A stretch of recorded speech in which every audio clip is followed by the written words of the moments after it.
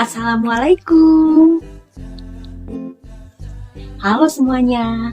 Perkenalkan, nama saya Nazwa Nur Fatihah. Saya dari kelas 12 MIPA 3, nomor absen 21, SMA Negeri 33, Jakarta. Jadi, pada video kali ini, saya akan menjelaskan sedikit mengenai evolusi. Oke, sebelum kita mendalami materi yang lebih jauh, ada baiknya teman-teman mengetahui terlebih dahulu apa sih yang dimaksud dengan evolusi. Evolusi adalah kondisi perubahan wujud yang berlangsung dalam jangka waktu yang sangat lama.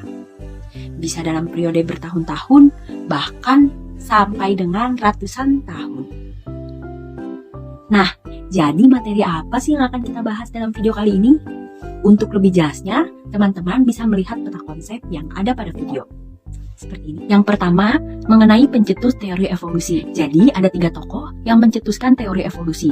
Yang pertama adalah Lamarck, yang kedua ada Darwin, dan yang ketiga ada Weismann.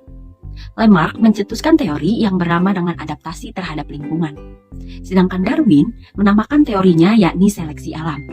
Dan yang terakhir ada Weismann yang menamakan teorinya pewarisan gen melalui sel kelamin. Jadi, pada teori Lamarck dan Darwin mengalami perbedaan. Bagaimana perbedaan antara teori Lamarck dan Darwin? Teman-teman bisa melihat pada gambar yang saya tunjukkan. Jadi, Lamarck melalui teorinya beranggapan bahwa jerapah awalnya berleher pendek dan tidak bisa menjangkau makanannya. Karena letak daunnya yang tinggi dan leher terus dijulurkan, maka leher semakin panjang. Akhirnya, terbentuklah jerapah yang berleher panjang. Sedangkan pada teori Darwin, Darwin mengatakan, jerapah pada awalnya ada yang berleher pendek dan berleher panjang. Mereka bersaing untuk mendapatkan makanan. Seleksi alam menyebabkan jerapah berleher pendek mati karena tidak bisa menjangkau makanan. Akhirnya, hanya jerapah berleher panjanglah yang dapat bertahan dari persaingan. Sedangkan Weismann menamakan teorinya pewarisan gen melalui sel kelamin. Yang mana, untuk menemukan teorinya, ia melakukan percobaan dengan mengawinkan 2 tikus yang dipotong ekornya hingga generasi ke-21. Hasilnya ia menyimpulkan bahwa perubahan sel tubuh karena pengaruh lingkungan tidak akan diwariskan ke generasi berikutnya. Hal inilah yang membantah bahwa teori Lamarck itu tidak benar.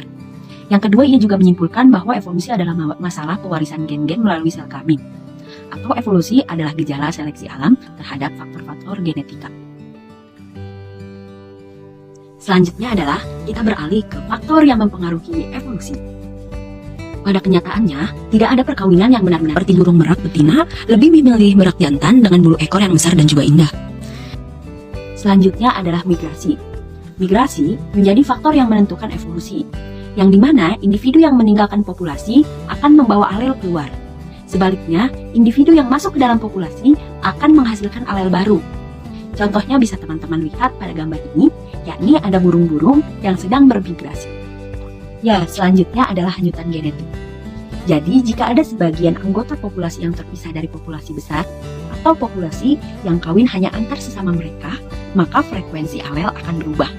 Contohnya seperti gambar ini. Nah, selanjutnya ada seleksi alam, yang contohnya seperti teori yang Darwin kemukakan, yang mana jerapah yang memiliki leher panjang mampu untuk mencapai dedaunan pada pohon yang tinggi.